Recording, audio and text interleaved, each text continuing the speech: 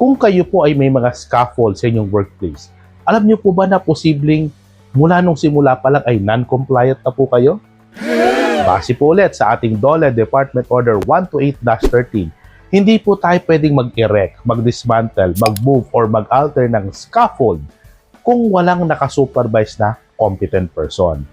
Ano ba yung competent person na yan? So, ang competent person daw po, base sa same department order, is may tatlong qualification. Number 1, siya po ay may course training, siya po ay may test the NC2 rin po for scaffold, and dapat meron din po siya at least 2 years experience sa any scaffold operation, Kahit po marami tayong qualified scaffolders, certified scaffolders, pag wala pong nagsusupervise na competent person na may tatlong qualification na binanggit po natin na yan, non-compliant pa rin po tayo sa ating scaffold activity. So make sure lang po, hanapin nyo po, i-check nyo po, sino ba yung competent person na yon sa workplace po ninyo.